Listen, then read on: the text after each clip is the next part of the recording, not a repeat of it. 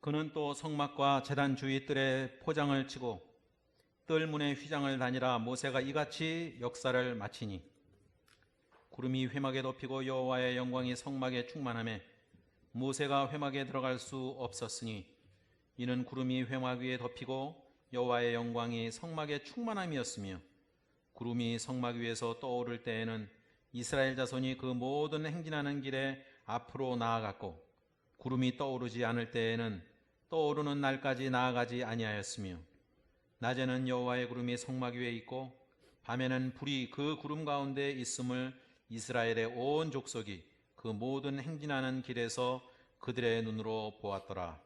아멘.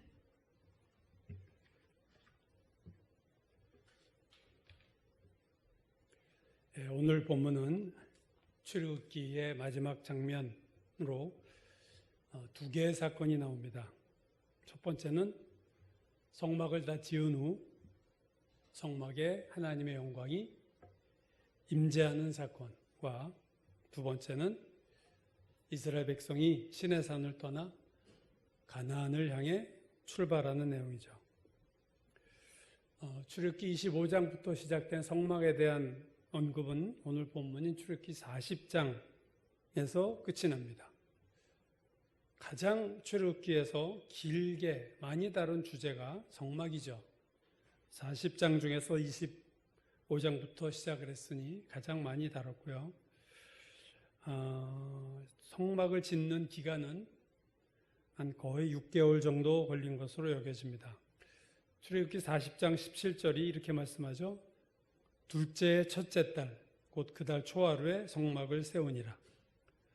애굽을 떠난 시점이 첫째 달 15일이었습니다. 기억하시나요? 6월절에 출발했죠. 근데 애굽을 출발한 지 11개월 15일 만에 성막이 완성된 겁니다. 오늘 본문의 시작은 성막이 완성된 후 하나님의 영광이 그 완성된 성막에 임하는 장면입니다. 근데 그 장면이 너무나도 놀랍죠. 34절, 35절 보시면 구름이 회막에 덮이고 여호와의 영광이 성막에 충만하매 모세가 회막에 들어갈 수 없었으니 이는 구름이 회막 위에 덮이고 여호와의 영광이 성막에 충만하였음이며, 성막에 여호와의 영광이 얼마나 충만한지 모세가 성막에 들어갈 수 없었다. 여호와의 영광이 성막에 충만했다. 이 표현이 오늘 두 번 반복돼 나오죠. 여호와의 영광이 성막에 충만했다. 이 놀라운 오늘 이 본문의 장면은 솔로몬의 성전 때도 일어납니다.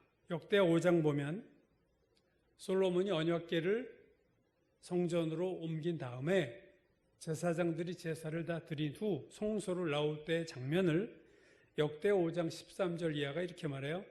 나팔 부는 자와 노래하는 자들이 일제히 소리를 내어 여호와를 찬송하며 감사하는데 나팔 불고 재금치고 모든 악기를 울리며 소리를 높여 여호와를 찬송하여 이르되 선하시도다 그의 자비하심이 영원히 있도다 하매 그때에 여호와의 전에 구름이 가득한지라. 제사장들이 그 구름으로 말미암아 능히 서서 섬기지 못하였으니 이는 여호와의 영광이 하나님의 전에 가득함이었다. 여호와의 영광이 솔로몬이 지은 성전에 얼마나 가득했는지 제사장이 서서 제사를 드릴 수 없었다. 여러분, 성막의 구조를 보면요, 제사장이 앉을 의자가 없어요. 그러니까 제사장은 뜰에서부터 성소에 들어가면서 대제사장이 지성소에 들어가서도 서서 제사를 드리는 겁니다. 근데 제사장들이 서 있을 수가 없었다. 그러니까 솔로몬 성전을 봉헌할 때의 예배 장면과 오늘 성막을 하나님 앞에 처음 세우고 봉헌하는 그때 일어난 사건이 똑같아요. 그러니까 솔로몬 성전과 성막 모두 하나님의 영광이 구름이 덮이는 가운데 임하고, 두 번째, 그것으로 인해 사람이 근접하지 못했대. 그게 공통점이에요. 이게 참 기이한 현상인데, 예배를 드리는 자가 예배를 받으시는 분에 의해 예배 장소에서 밀려난 거예요. 그래서 예배를 드리는 예배 장소에 예배를 받으시는 분만이 가득했다. 이런 예배가 여러분 우리가 본 적이 없잖아요. 예배 드리는 자가 성전에 있어야 되는데 예배 드리는 자가 다 밀려날 만큼 예배를 받으시는 분이 그 성전을 가득 채웠다. 이러한 예배를 여러분 성전에 드린 적이 있습니까? 세계 부흥운동사를 보면 이와 비슷한 역사들이 몇 번 나타났습니다. 예를 하나 들면 1904년, 1905년에 일어난 영국 웨일즈 지방의 대부흥, 웨일즈 대부흥이라고 일컬어지는 그 웨일즈 대부흥에 대한 기록을 보면요, 이런 장면이 나와요. 초기 부흥의 시작을 주도했던 존스 목사라는 분이 웨일즈의 한 섬에서 집회를 하는 가운데 이사야서 6장을 설교를 했습니다. 이사야서 6장은 우시아 가죽도 내에 하늘문이 열리며 이사야가 소명을 받는 장면이죠.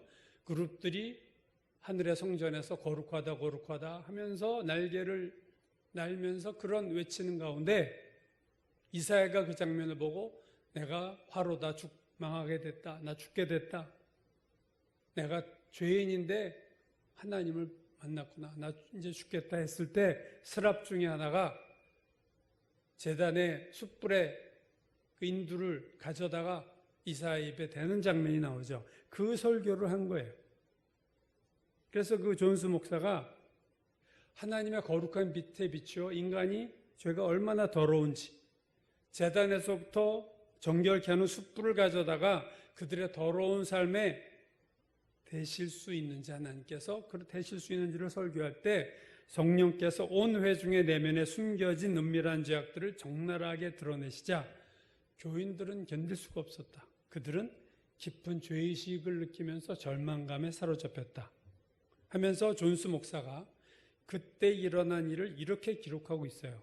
그곳에 하나님의 영광이 얼마나 강하게 임하든지 하나님의 거룩하신 임재 앞에 나 자신도 그만 압도되고 말았다. 내가 서 있던 강단이 온통 하나님의 빛으로 가득 차는 바람에 설교자인 나도 뒤로 물러서서 목사실로 퇴장하고 말았다. 목사가 설교하다가 다시 설교실로 들어갔다는 거예요. 왜냐하면 그 설교하는 그 단에 하나님의 빛이 얼마나 강렬하게 비치는지 자기가 견딜 수가 없어서 목사실로 퇴장했다. 오늘 성막의 예배와 솔로몬 성전의 예배가 그때만 있었던 게 아니고 영국 웨일즈 지방에서도 부흥 때도 일어났고 세계 여러 곳곳에서 부흥이 일어날 때마다 이와 비슷한 현상들이 나타났습니다. 어떻게 이러한 예배가 가능할까? 왜 어떤 이유 때문에 이런 예배가 놀라운 예배가 일어났을까? 반면에 오늘날 우리는 무슨 이유 때문에 이러한 예배를 드리지 못할까? 성막의 예배에 놀라운 하나님의 임재가 일어났던 가장 중요한 이유는요, 거룩함이었습니다. 하나님의 강한 임재가 나타날 때는 항상 거룩함의 회복이 있었어요. 출애굽기와 레위기에 거룩이라는 단어가 성경 전체에서 제일 많이 나옵니다. 출애굽기에 60번이 나오고 레위기에 63번이 나와요. 근데 출애굽기에 나오는 60번의 거룩이라는 단어가 중에서 50번이 성막을 묘사할 때 나왔다는 거예요. 레위기에서 나오는 거룩이 63번도 거의 다 성막의 제사의 얘기를 하다가 나온 거예요. 즉 성막에 관하여 거룩하다는 단어가 출애굽기와 레위기에 100회 정도, 100번 이상이 나온다는 겁니다. 이것이 의미하는 바는 성막을 설명하는 가장 중요한 특징이 거룩하다는 거예요. 즉 거룩은 성막에 있어서 없어서는 안 될 요소다. 성막의 키워드는 거룩이요, 예배의 키워드는 거룩이다. 하나님이 받으시는 예배는 어떤 예배냐? 거룩한 예배다. 성막을 거룩하게 하는 것은 지난주 설교에서도 말씀드렸듯이 동물의 피와 기름입니다. 거룩한 기름이죠. 즉 성막의 모든 기구에는 이 두 가지 동물의 피와 피를 뿌리고 기름을 발랐어요. 출애굽기 30장 25절이 하죠. 그것으로 거룩한 관유를 만들되 너는 그것을 회막 전체와 증거궤에 바르고, 지성소에 있는 거죠. 증거궤에 바르고 상과 등잔대와 분향단, 이건 성소에 있는 거 아니에요? 그 다음에 번제단과 물두멍, 이거는 뜰에 있는 겁니다. 그것들에 다 발라서 그 기름을 다 바르라. 그러니까 성막의 뜰과 성소와 지성소에는 모든 성막의 기구들에는 다 기름을 발랐어요. 또 성막의 모든 기구들에는 피를 발랐습니다. 히브리서 9장 21절. 또 이와 같이 피를 장막과 섬기는 일에 쓰이는 모든 그릇에 뿌렸느니라. 성막과 섬기는 일에 쓰는 모든 그릇에 피를 뿌렸다. 피를 뿌리고 기름을 발랐다. 성막 전체를. 왜요? 거룩하게 하려고. 성막의 피는 신약에 와서 예수님의 보혈, 십자가의 보혈이 되고, 그때 성막에 뿌렸던 기름은 성령이라고 그랬죠. 즉 예수님의 보혈, 예수님의 피와 성령. 성막에 강력한 하나님의 영광이, 그 충만한 임재가 있었던 이유는 성막이 피와 기름을 통해서 온전히 거룩해졌기 때문이에요. 웨일즈 부흥 얘기를 좀 더 해보면요, 웨일즈 부흥을 주도했던 인물이요, 이반 로버츠라는 당시 1904년 당시 26살이었던 청년입니다. 참 놀라워요. 30도 안 된 청년이 웨일즈 대부흥을 주도했고, 어릴 때부터 광부 일을 했던 청년입니다. 아주 인테리가 아니었어요. 그가 설교할 때 도박하지 마라, 술 먹지 말라, 이런 설교를 안 하고 예수 그리스도에 대한 설교만을 했는데, 웨일즈 부흥이 일어났을 당시 한동안 죄인들이 웨일즈에서 거의 다 사라졌다. 술꾼과 도박사들이 그 악습을 끊었고 술집이 비기 시작했어요. 그러니까 하나님의 임재 의식이 부흥의 장소뿐 아니라 일반 장소에서도 강하게 나타나서 가정과 탄광과 학교와 공장과 심지어는 술집이나 극장에서조차 하나님의 임재를 사람들이 느꼈다는 거죠. 캠벨 몰간이라는 목사가 기록한 내용 중에 재미난 게 있어요. 당시 운송업자들, 그때 운송업자들은 차가 없으니까 말을 다루는 사람인데, 이 운송업자들이 얼마나 거칠은지 말을 다룰 때 매일 말을 심하게 걷어차고 거친 욕을 하면서 말을 다뤘는데, 이 사람들이 바뀐 거예요. 은혜 받고. 그래서 거친 욕설을 안 하고 말을 때리지를 않으니까 말이 움직이질 않았다는 거예요. 안 하던 말을 해, 안 하던 말을. 주인이 매일 욕하던 사람이 저리 가라. 그러니까 이게 무슨 소린지 말이 못 알아들었어요. 말이 변하고 행동이 변한 거예요. 얼마나 웃기는 얘기야. 참 은혜롭기도 하지만. 또 존스 목사의 기록에는 이런 내용이 있습니다. 많은 사람들이 술집에 들어가서 술을 주문한 다음에 그 술에 손도 대지 않은 채 발길을 돌려 나왔다는 거예요. 여호와의 임재 의식이 얼마나 실제적인지 술잔을 입으로 가져가던 팔이 마비될 정도였다. 놀라운 부흥의 역사들이 있었어요. 그 기독교 부흥 역사를 보면요, 항상 출발점이 소그룹의 기도 모임이 있었고, 또 하나는 회개입니다. 모든 평양대 부흥이든 웨일즈 부흥이든 요한 웨슬레든 미국의 영적 대각성이든 전부 다 기도와 회개였어요. 회개를 통해서 모든 더러움을 씻고 예수님의 보혈로 성령의 기름 부음을 받아 거룩하게 된 거죠.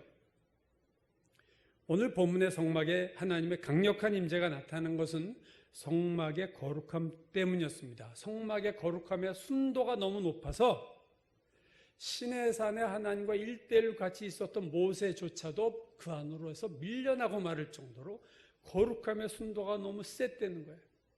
사람 거기 있으면 죽을 지경이 된 거예요. 이게 다 밀려나는 거예요. 거룩함으로 인해서 여호와 영광이 충만히 임했다. 이게 첫 번째 이유고, 또 하나의 이유가 있습니다. 그것은 바로 하나님의 명령에 대한 순종이었어요. 오늘 본문 33절 보시면요, 모세는 성막과 제단 주위뜰에 포장을 치고 뜰문에 휘장을 다니라. 모세가 이같이 역사를 마치니 구름이 회막에 덮이고 여호와의 영광이 성막에 충만하매 구름이 회막에 덮이고 여호와의 영광이 성막에 충만한 시점이 언제냐? 모세가 이같이 역사를 마치니. 영어 성경은 더 분명히 얘기했어요.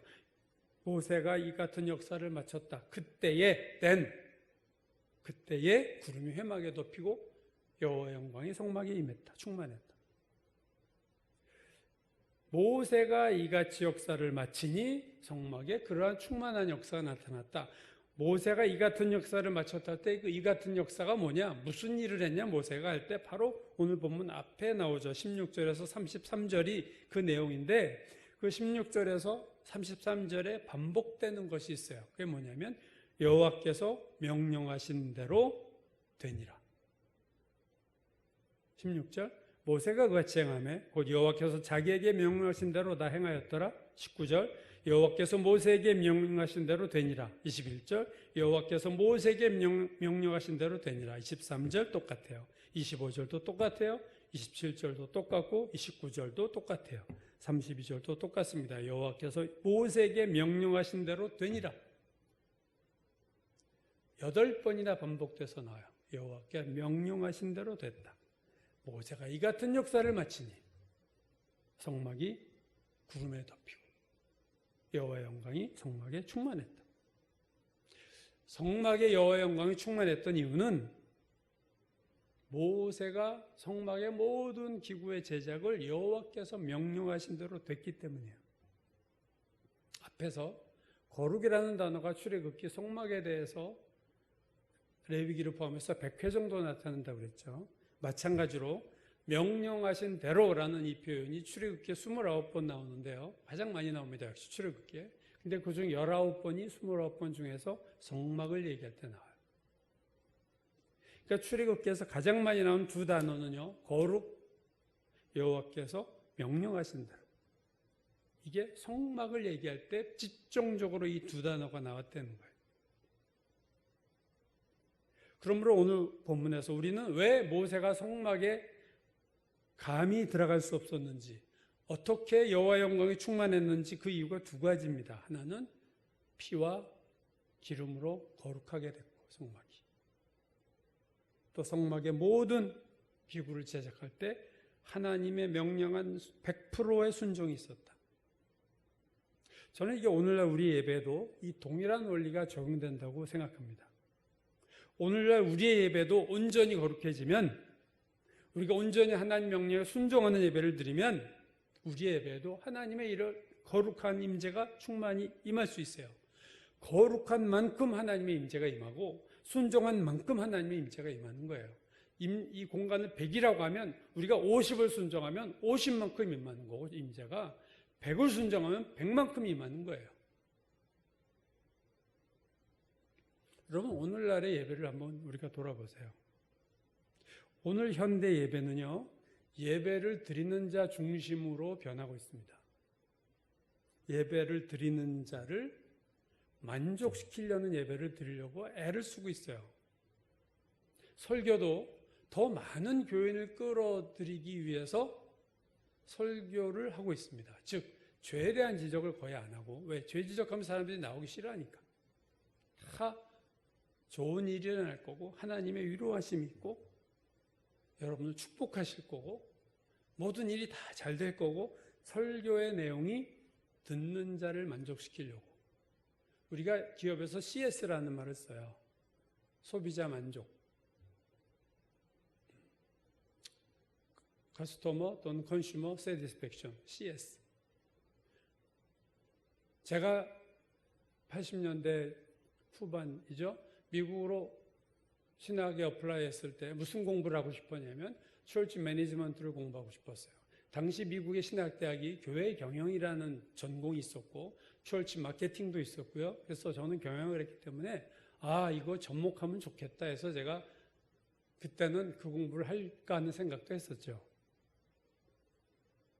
소비자의 심리를 분석해요. 기업은 소비자 심리를 분석해서 소비자를 만족시키는 제품을 내놓습니다. 똑같이 교회가 교인이 소비자가 돼서 교인의 심리를 분석하고 교인이 만족하는 게 뭔가를 조사해서 그들을 만족시키는 예배를 만들어내는 거예요. 더 많은 교인을 끌어들이고 더 많은 만족을 주기 위해서 예배를 어떻게 할 거냐. 예배를 드릴 때 예배자들을 만족시키고 그들이 더 예배 집중하게 하는 게 나쁜 거는 아니에요. 그러나 우리가 예배자들의 욕구, 예배자들의 니즈에 신경을 쓰다가 정작 그 예배를 받으시는 하나님의 니즈, 하나님의 욕구는 놓치지 않을까 하는 거죠. 예배가 예배자 중심으로 가면 예배를 받으시는 자 중심의 예배가 아니라 자꾸 예배자들, 타락한 죄인인 예배자들 중심의 예배가 되는 거예요. 세련된 예배는 분당 같은 데는요, 1시간 안에 예배가 다 끝나야 된다는 말들을 해요. 그게 여러분 예배자의 니즈입니까? 하나님의 니즈입니까? 하나님도 그래, 예배 1시간 안에 끝내. 하나님도 그러실까? 1시간 안에 드리는 예배를 통해서 지성소까지 들어가는 예배를 우리가 드릴 만한 수준이 될까? 다시 웨일즈 부흥 얘기를 하면요. 웨일즈 부흥 초기의 영적 지도자 중 한 사람인 조슈아 목사라는 사람이 1904년 9월 20일에 일기에 이렇게 기록하고 있어요. 부흥의 불길이 계속되고 있다. 나는 새벽 1시가 되어서도 그곳을 떠날 수 없었다. 나는 수차례 예배를 폐회했지만, 자, 이 예배 끝났어요 했지만 그럼에도 불구하고 다시 예배가 시작되는 것을 통제할 수가 없었다. 목사가 예배가 통제가 안 돼요. 불의 혀가 각 사람에게 내려왔다. 우리는 예배를 드리면서 시간 감각을 완전히 상실했다. 시간 감각을 상실했어. 지금 몇 시인지 몰라. 몇 시인지 관심도 없어. 예배에 빠졌어요. 몇 시간이 예배가 되는지도 몰라. 예배 끝났는데 또 예배가 시작돼. 누가 또 찬송 시작하면 또 예배가 시작되면 또 누가 말씀 전하고 누가 간증하고. 1904년 100년 전 예배라서 촌스러워서 이렇게 예배를 길게 드렸을까요? 짧게 예배 드릴 수도 있어요. 그럴 때도 있고, 그러나 길게 드릴 때도 있는 거죠. 그걸 1시간 안에 끝내야 돼. 이 끝내자를 철칙으로 삼는 게 문제인 거예요. 1시간 안에 끝내야 돼. 이게 원칙이 됐어. 더 넘어가면 안 돼. 그래서 예배가 길어지면 제가 다니는 교회 얘기했을 때 그랬죠. 장로님이 저녁에 목사님한테 전화 오는데 목사님 오늘 설교가 좀 길었습니다. 이게 예배냐고요, 이게. 이런 예배를 하나님 받으시냐고요. 목사가 설교하다 교인들이 시간 의식해서 한참 설교하다가 시간상 결론만 얘기하면 이렇게 설교하는 게 하나님 원하시는 설교냐고요. 오늘의 예배는요, 편리함을 추구하고 있습니다. 편리한 시설, 편리한 주차장. 성경 들고 오지 않아도 되고 찬송가 들지 않고 와도 돼요. 다 화면에 떠요. 빈손으로 와서 쌈박하게 와서 쌈박하게 예배드리고 가는 거예요. 편리한 예배에 은혜가 넘칠까요? 제가 몇 번 얘기한 기억이 나는 것 같은데, 저 신대원 다닐 때 절친이 혈액암에 젊을 때부터 걸렸어요. 그래가지고 그때까지도 혈액암이 었는데 우리 친구가 신대원에 오기 전에 용산역에 있는 현신의 권사 집회에서 먹고 자고 3년을 한 친구입니다. 지금은 용산역이 아주 세련되고 화려해졌지만 당시는요, 막 석탄차가 들어오고 그래서 시커맸어요. 거기에 그 철길 옆에 용산역 대형 천막을 치고 기록에 의하면 현신의 권사라는 신유은사자가 집회할 때 하루에 10,000명이 모였다는 거예요. 평균 하루에 10,000명. 사방에 천막 치고 앉아서 아픈 자들이 와서 병이 낫기도 하고 시체로 나가기도 하고 아수라장이었어요. 근데 그 친구가 3년을 이제 먹고 자고 하면서 하도 이 천막이 지저분하고 그러니까 헌금을 모아서 이제 건물을 진 거예요.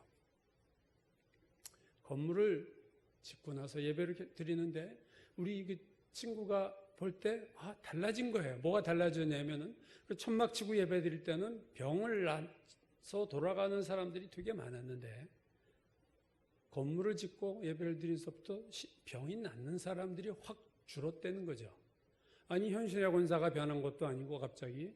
그래서 왜 그럴까 하고 자기가 친구는 이제 생각이 있으니까 이렇게 관찰했더니 이유를 알았다는 거예요. 천막 치고 예배 드릴 때는요, 불편하니까. 저도 천막에서 옛날 어릴 때 예배 많이 드려봤지만 되게 불편합니다.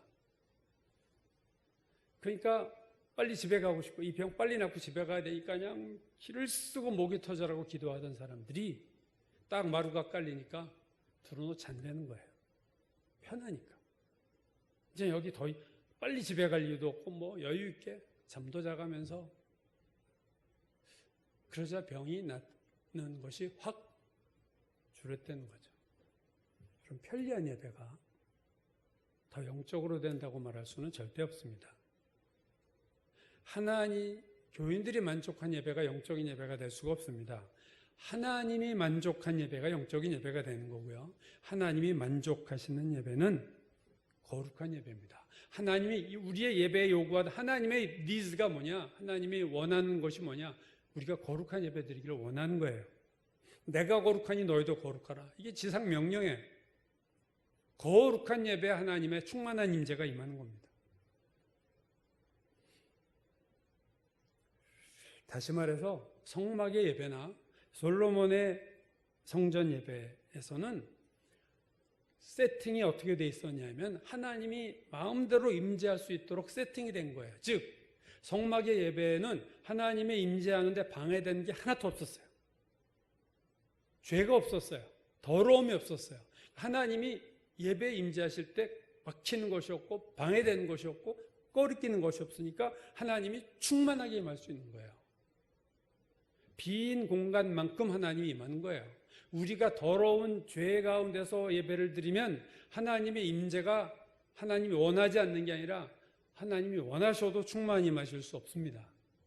우리 때문에, 거룩하지 못한 우리, 더러운 우리 때문에, 회개하지 않고 드리는 예배 때문에. 오늘 성막의 예배에 온전한 거룩이 회복되자 하나님이 온전히 임했고 그게 충만한 임재로 여호와의 영광이 충만한 것으로 나타난 거예요. 거룩한 예배를 드리는 게 예배자의 목적이 돼야 됩니다. 그래야 하나님이 충만히 임재하시고 성령의 역사가 나타나고 하나님이 받으시는 예배가 되고 향이 나는 예배가 되는 거예요. 거룩한 예배를 드림에 있어서 대단한 찬양단과 성가대와 영상 예배가 가능한 대형 교회가 유리한 게 아니에요.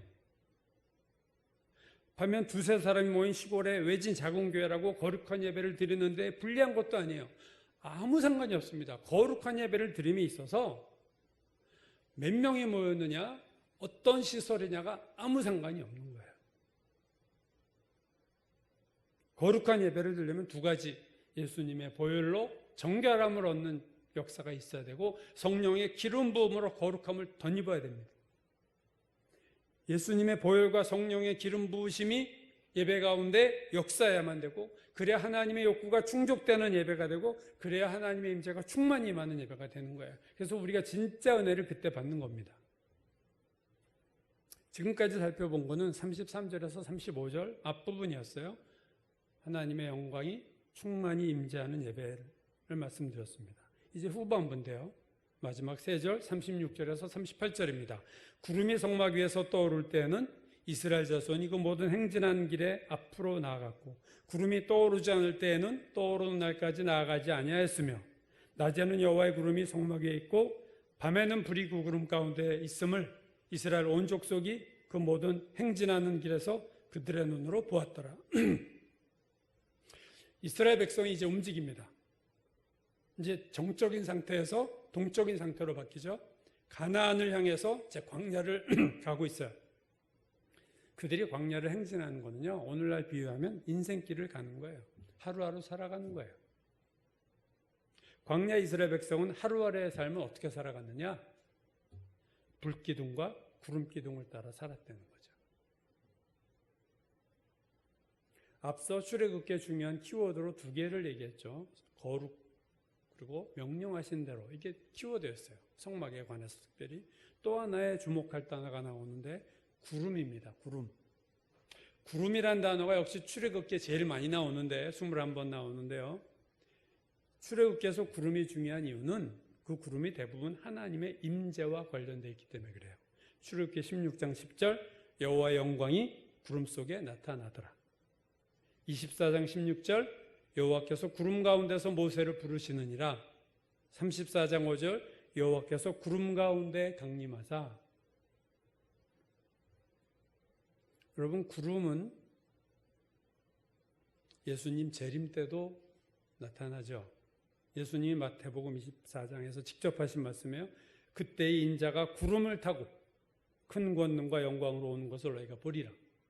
데살로니가전서 4장 17절 그 후에 우리 살아남은 자들도 그들과 함께 구름 속으로 끌어올려 공중에서 주를 영접하리니. 구름 속에서 주님을 영접한다. 요한계시록 1장 7절 볼지어다 그가 구름을 타고 오시리라. 구름은 하나님의 임재를 뜻해요. 오늘 본문이 어떻게 나온다고요?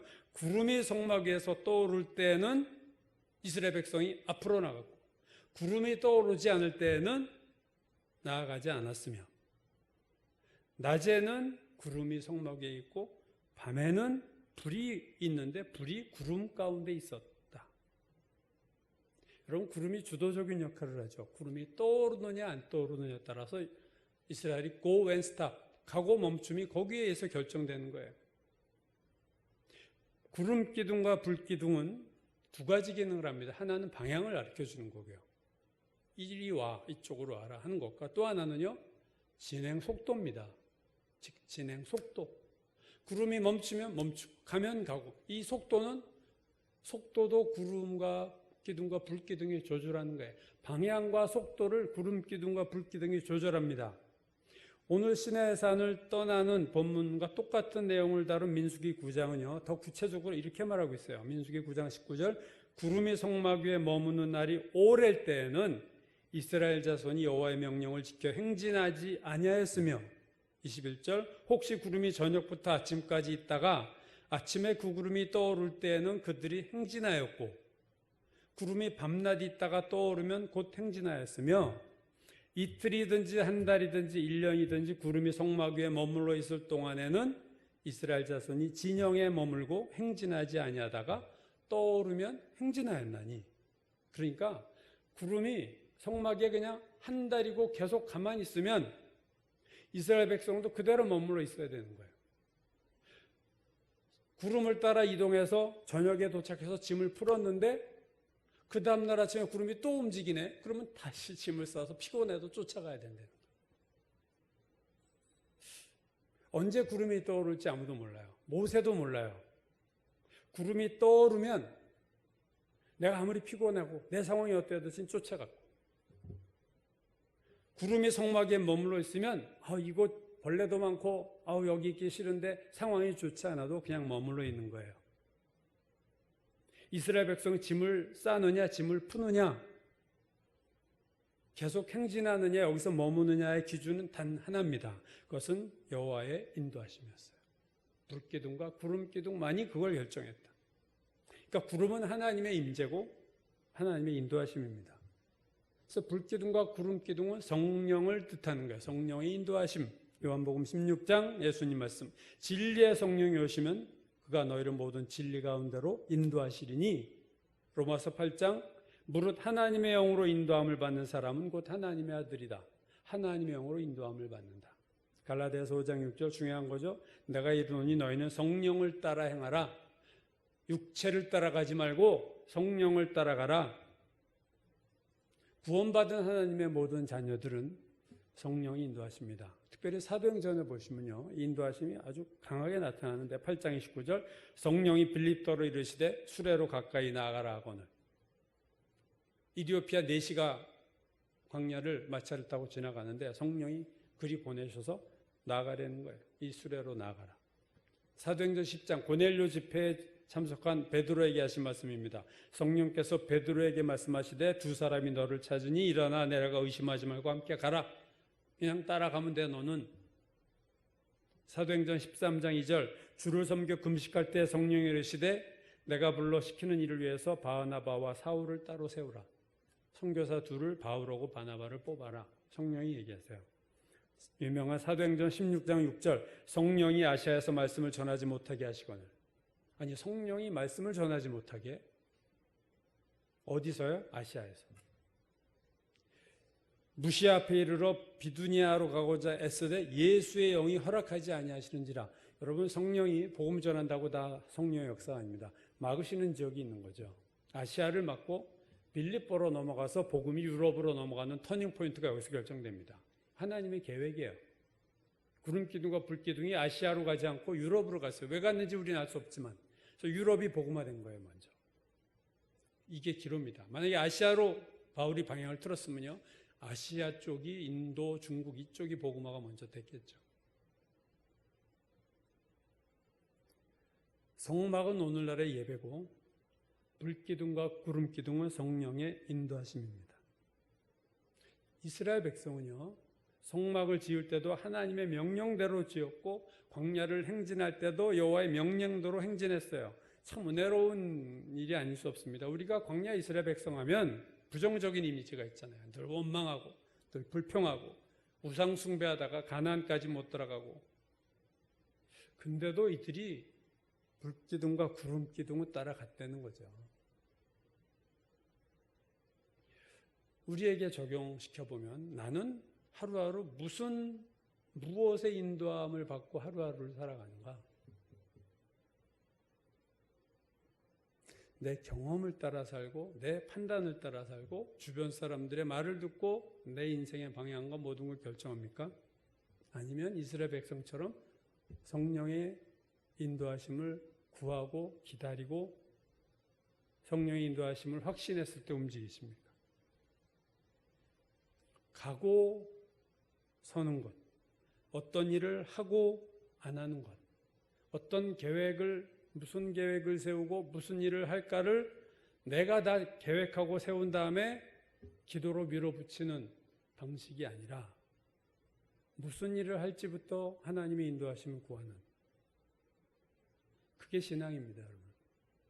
내가 다 인간적인 생각으로 뭘 정해놓고 새벽 기도 나가고 철야 나가고 밀어붙이는 기도는 응답받을 수 없어요.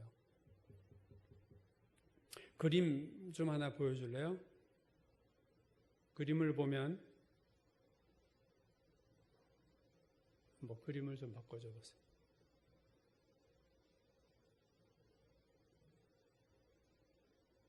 그 위에인가? 아니, 이거 첫 번째 그림인가요? 이게 아닌데 그림이? 네. 이게 첫 번째 그림인가요? 자, 왼쪽 그림은요, 이스라엘이 머물 때입니다. 성막이 중심에 있고요. 동서남북으로 세 지파씩 12지파가 각 집 방향으로 세 지파씩, 네, 이런 구조로 되어 있고요. 다음 그림이요. 이거는 구름 기둥이 앞에 인도에 가는데 아래에 보면은요, 언약궤가 제일 앞에 있죠. 자, 정지할 때와 이동할 때의 차이를 아시겠어요? 두 그림 같이 있는 것 좀 보여주실래요? 네. 정지할 때는 성막이 이스라엘 진 중심에 있고요. 이동할 때는 이스라엘 진 앞에 있습니다. 그죠? 우리가 정지한 상태에서 이스라엘이 성막에서 제사를 드리겠죠. 예배를 드리겠죠. 그때는 하나님이 중심에 있었어요. 우리가 하나님의 성전이다, 바울이 할 때 하나님이 우리 몸이 하나님의 성전인데 우리 몸의 중심에 있어야 돼요. 그러니까 내가 어떤 정지 상태에서는 내 중심에 항상 하나님이 중심이 돼야 됩니다. 근데 내가 어떤 일을 벌릴 때는, 이동할 때는요, 하나님이 앞에 가셔야 돼요.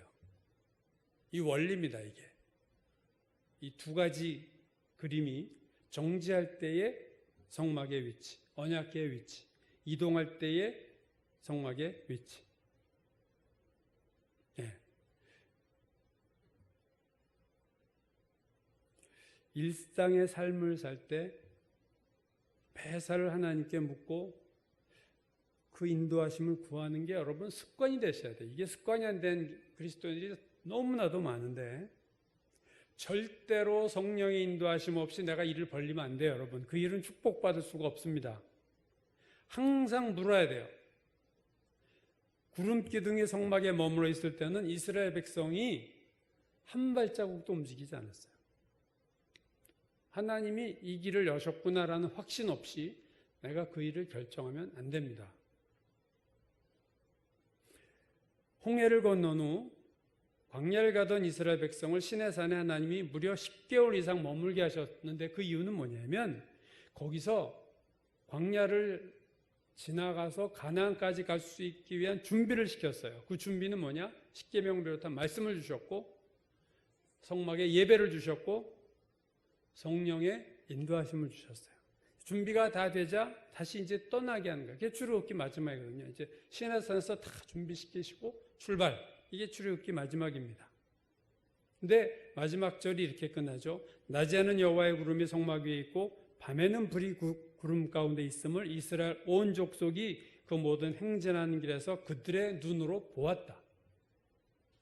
여러분, 하나님의 인도하심이 보였다는 거예요. 이스라엘 백성이 광야를 가는 법, 불기둥과 구름기둥의 인도하심을 따라가는 겁니다. 마찬가지로 오늘 우리가 하루하루를 어떻게 살아야 하는가? 물론 사람이 처한 상황마다 달라요. 그렇지만 분명한 것은 그가 처한 상황과 환경이 어떠하든 간에 하나님의 백성은 성령을 쫓아가야 돼요. 어떤 상황에서도. 하나님하고 내가 성령의 인도하심을 믿음으로 구하고 순종하려면 순종하는 마음을 먹으면 하나님이 분명히 이스라엘 백성에게 보여준 것처럼 성령의 인도하심을 보여주십니다. 신앙의 두 축이 있어요. 그건 뭐냐면 예배와 삶입니다. 그렇죠? 신앙생활을 잘한다는 것은 예배를 잘 드리는 것이고 세상에서의 삶을 잘 사는 거예요. 신앙생활을 잘하느냐 못하느냐는 예배에서 나타나고 삶에서 나타나요. 여기서 예배를 잘 드린다는 것은 뭐냐면 예배를 빠지지 않고 참석한다는 것을 넘어서는 문제예요. 예배를 잘 드린다는 것은 뭐냐면 하나님의 임재를 예배 가운데 얼마나 경험하느냐는 거예요. 왜냐하면 하나님의 임재가 있는 예배를 하나님이 기뻐하시고 하나님이 그 예배를 축복하시기 때문에 그렇습니다. 일주일 동안의 삶을 잘 살다는 것은 성령의 인도하심을 잘 받아 살았느냐 하는 거예요. 여러분, 그리스도인이 삶을 잘 살았다는 것은 도덕적, 윤리적으로 올바로 사는 것을 넘어서는 문제입니다. 나 도덕적으로 잘 살았어. 난 끝 잘 살은 거. 그게 아니에요. 잘 살았다는 것은 그리스도인들이 뛰어난 업적을 남긴다는 말도 아니에요. 잘 살았다는 의미는 날마다 성령의 인도하심을 따라 사는 거예요. 성령의 인도하심을 따라 살았다는 것은 무슨 말이에요? 내가 주인이 아닌 삶을 살았다는 겁니다. 주님을 주인으로 모시고 살았다는 얘기예요. 그래서 그게 잘 산 겁니다. 인생을 잘 살았다는 것은 어떤 업적을 남기고 어떤 지위에 오르고 물질적인 부를 누렸다. 그게 아니고 인생을 잘 살았다는 것은요. 무엇을 쫓아 살았느냐로 결정되는 겁니다. 내가 주님을 쫓아 살았느냐? 내 생각과 내가 주인이 돼서 내 생각대로 살았느냐? 내 생각대로 살아서 업적을 남기고 지위에 오르고 물질적인 부를 충분히 누릴 수 있어요.